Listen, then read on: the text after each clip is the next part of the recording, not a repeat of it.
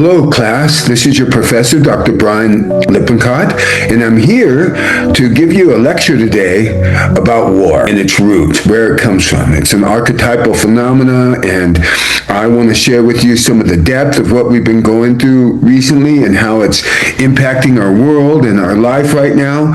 One of the materials that I'm working with is The Roots of War and Terror by Anthony Stevens. Anthony Stevens is a psychiatrist and Jungian analyst who was from Great Britain and understood a lot about war and has studied war intensively and how warriors are developed and where this comes from in the archetypal universal realm. So I'm going to dive in and get you a little bit into that talk, and hopefully we can learn some things about war and terrorism and what the roots of those things are from. We often view war as a political failure, but its roots reach into our deep biological history. Warfare is an archetypal phenomenon. It is an expression of ancient, evolved survival strategies. We carry a phylogenetic psyche, a layer of ancient hardware within us. This hardware sits dormant until environmental challenges trigger a living, biological disposition to fight. To understand global conflict today, we must perform an autopsy on the human psyche. This autopsy tracks three specific processes: the activation of the warrior archetype, the systematic dehumanization of the enemy, and elevating violence into a crusade. Only by deconstructing these hidden biological mechanisms can we understand the roots of modern systemic terrorism and global warfare.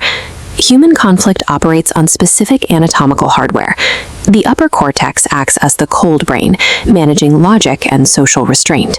Beneath lies the hot brain, the midbrain and hypothalamus, ancient centers driving aggression. Under threat, the cold brain permits the hot brain to take control. When governments deploy force or define military objectives, they are putting the brain's rational strategy at the service of this irrational substrate.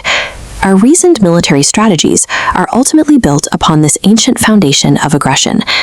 Beyond internal anatomy, we must look at how groups interact during tribal expansion. Erik Erikson identified a mechanism called pseudo-speciation. It describes the inherent drive for humanity to violently divide itself. It forces our single species to split into distinct territorial, cultural, or political groupings. Once divided, the in-group perceives the out-group as a subhuman or entirely different species. This creates a biological loophole. It bypasses the natural, moral, and biological safeguards that normally prevent humans from killing members of their own kind. Dehumanization is completed through a Jungian mechanism called shadow projection. Every group has a collective shadow containing the hostile and treacherous traits it denies in itself. Shadow projection casts these negative qualities entirely onto the adversary. This projection hides the in-group's own capacity for malice, while fueling a paranoid suspicion of the out-group's intentions. This creates a self-fulfilling prophecy. Both sides interpret the other's defensive maneuvers as confirmation of hostile intent.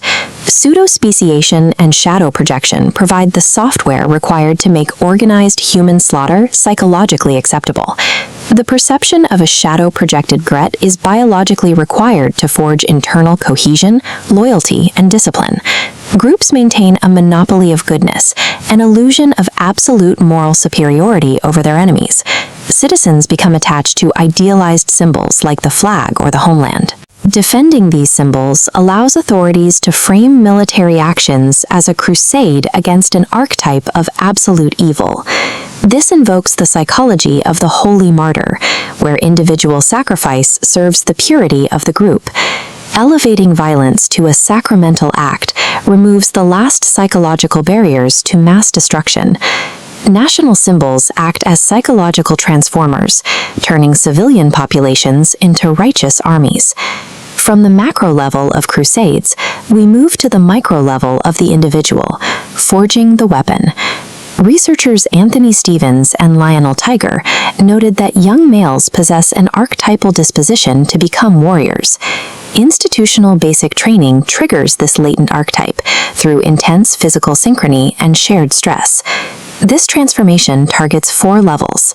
It is cognitive, training weapons and tactics; social, replacing the civilian persona; emotional, forging group bonds; and neuropsychic, transferring control of aggression to the military hierarchy.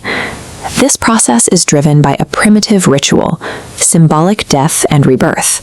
Symbolic death erases the civilian identity. Softness and the maternal or feminine anima are suppressed to make room for the soldier. The personality enters a melting pot. Extreme exhaustion and disorientation render the recruit's responses plastic and programmable. Rebirth consecrates the newly hardened recruit as a component of a sacred fighting unit. Basic training is an alchemical process designed to hijack the psyche and command its capacity for violence. These frameworks now apply to the modern realm of cyber warfare. The vast physical distances of cyber warfare erode the biological restraints that normally prevent us from killing members of our own species. This leads to extreme speciation, where the enemy is reduced to a malicious data point. Cyber warfare becomes a pure conflict of symbols. Hacking government databases or spreading humiliating narratives are processed by the brain as direct attacks on the in-group's idealized symbols. Technological advancement abstracts our primitive drives, allowing our deepest psychological hostilities to scale limitlessly. Defending against global annihilation requires us to abandon narrow parochial consciousness.